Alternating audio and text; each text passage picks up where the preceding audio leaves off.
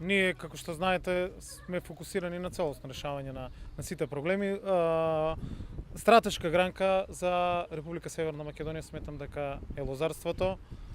И тоа го покажуваат клучните показатели на Државниот завод за статистика, на Царинската управа. Оваа година имаме зголемување на извозот и по количина, но имаме зголемување, што е битно, и на извозот по вредност од 9%. И имаме зголемен девизен прилив како резултат на зголемен извоз на флаширано вино само 2018 година за 5 милиони евра повеќе од претходната година, и на секој можен начин се фокусиравме да, и тоа уште подобро и повеќе во следниот период, со сите нови мерки кои што ги креиравме и за 2019 година, и во делот на поддршката на промоцијата на винариите, на сите здруженија, на асоциации и на маркетингот. Креиравме многу мерки кои што оваа година ќе бидат видливи и кои што ќе придонесат кон што подобри показатели во овој поглед. Но секако тука се и напластените проблеми кои што ги има лозарите. Ние пративме таа порака дека нема да дозволиме да овие неправди продолжат и во наредниот период, и за волја на вистината сите податоци и за откупот на грозје од 2018 година водат кон една редовна и целосна исплата на лозарите. Ние тоа активно го следиме преку регистарот на Министерството и делуваме во секој еден можен поглед, и гледам дека има задоволство во поглед на законската исплата која што се случуваше и по однос на последната реколта, онака како што е дефинирано во законот. Но имавме и проблеми на регистрирани винарии кои што се дел од регистарот на Министерството, кои што откупувале во 2015-2016 година, но кои што во целост не ги сплатиле врските кон лозарите.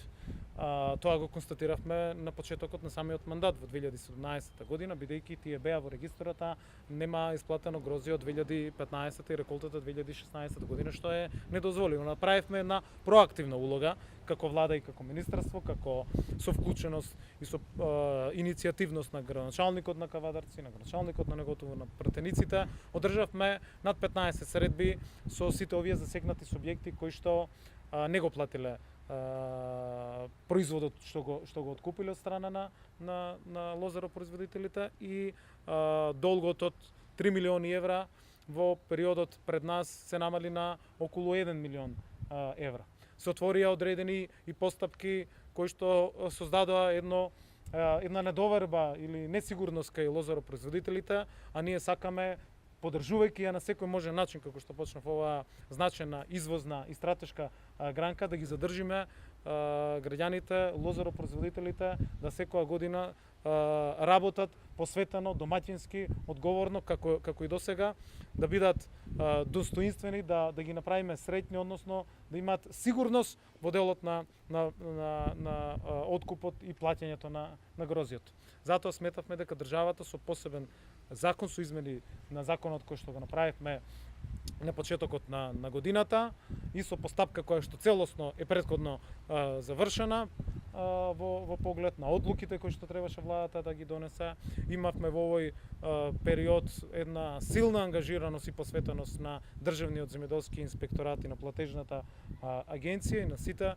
нивни капацитети. Навистина се посветија да што побрзо ги обработат сите овие податоци и да лозарите бидат исплатени, односно да се направи оваа исплата и ова обештетување, а државата согласно законот, согласно одлуката си го задржува правото да исплаќа, односно да направи поврат на средствата кои што се исплаќаат, и она што може што го знам како последни информации, согласно тековните исплати и календари, веќе над 2000 субјекти ги имат добиено своите средства во износ од околу 77 милиони денари, и целокупната оваа постапка која што започнавме со измени на законот, на одлуката во месец јануари и февруари, е завршена и комплетирана, и средствата, како што веќе денеска лозарите соопштија, самите ги имат на своите сметки. Меѓутоа сакам да дополнам дека денеска, пред да дојдам во Кавадарци, одржав состанок и со собствениците на Поврдарие, каде што ги разгледавме во детали сите натамошни чекори и во делот на нивно заокружување на нивната исплата која што треба да биде во целост во периодот што следи и околу одредени спорни случаи кои што се појавуваат во овој период и за кои што ние изразуваме волја, а и беше и волјата и од нивна страна дека